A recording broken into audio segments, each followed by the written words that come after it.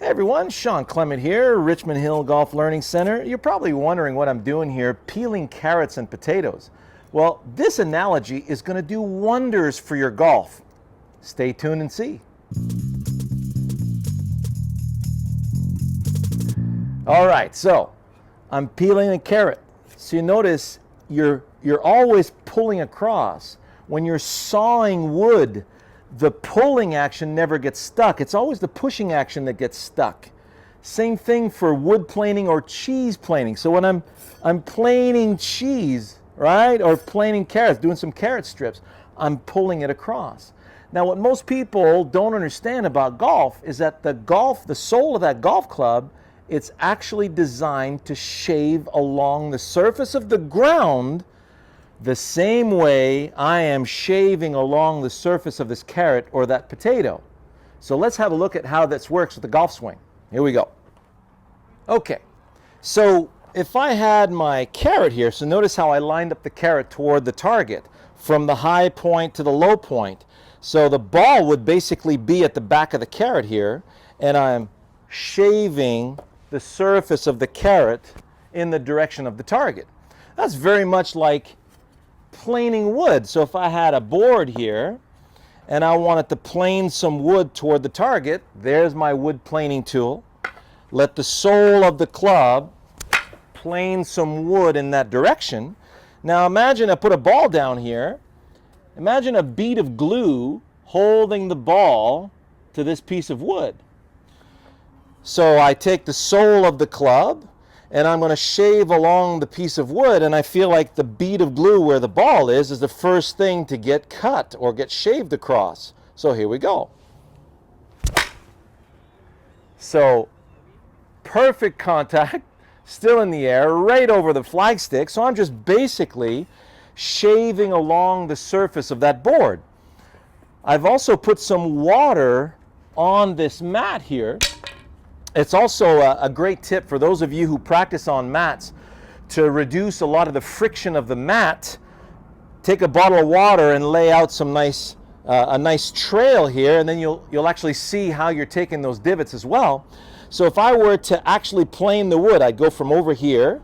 Notice how the brain's going to go get the ground, use the ground to get my body out of the way, and I'm just spraying the water, taking the water from here and sending the water out there.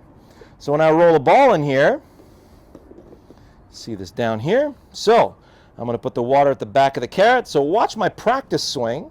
So I'm taking the water and spraying the water out there. So notice where the club actually impacted the mat. Spray the water. So very different than hitting at the ball. So imagine that little bead of glue under the ball again. I see the bead of glue ready to be cut. I'm going to take the little bead of glue on the water and spray it out there toward the red flag. Here we go. Right over the red flag. Man, you could put a blanket on those last two shots. You saw the spray, you saw how everything was moving in that direction. So again, I'm focused on the sole of the club, and I'm going to take the sole of the club and cut through that little bead and take that bead and all that water and send it out toward the red flag. So I know where I'm sending the water. I know how much pressure needs to be against this mat, so I gather it and I spray it out there. Again, just beautiful trajectory. So that's the difference between at and through. Now obviously, notice how my club face is very closed, or I have a very strong grip. You can see how closed this is. Now if I do this in slow motion, backswing, still looks really closed, doesn't it? Then the arm's going to fold and the wrists are going to hinge. Target. Go to the ground, using the ground to collect the water here. Look at the face now. Notice how that club face is a lot more open than when it was at address. That's because every instrument known to humanity, apart from a push broom, is designed to be pulled through. So my body's kinetic chain starting from the ground up is being pulled through here. So the handle gets pulled through. Look at the face, how open it is. So I'm collecting the water from here, and as I'm applying the pressure to the water, the club face is closing, and I end up being able to project the water out there. If the face isn't closed enough to begin with, well, there's your glancing blow. If I had a grass whip in my hands, I'd be cutting through the grass and I'd be sawing through the grass from heel to toe. So cutting the grass would look fine, except that the face of that thing would be way too open to project the ball in that direction. So, peel the carrot. Now, this is the deal too. When you're swinging along the surface of the carrot, you don't want to break the carrot. You want to take the skin here and send the skin of that carrot out there. Notice how I just nicked the carrot beautifully. And if I had that potato, I'd be doing the same thing.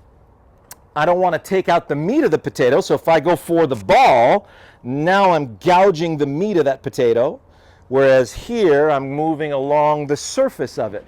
So nice grip with a nice closed face or a nice strong grip. And then what are you getting ready to do? So what your brain sees down here is critical. If it sees a ball, you're toast. So the ball is your target. I just gouged the potato, I pulled it left, came over the top. I'm supposed to. There's my target. However, if I see something to peel off, so if I'm peeling the water, well, if the water is coming out with the sole of the club, the ball will meet the center of the club face and off it goes into the air. That's how it actually works. So your attention needs to be on the sole of the club, you know, skimming along or shaving along or whipping along the surface of the ground. And that's what's going to give you brilliant contact with the face of the golf club. All right? Hope you enjoyed that. See you next week.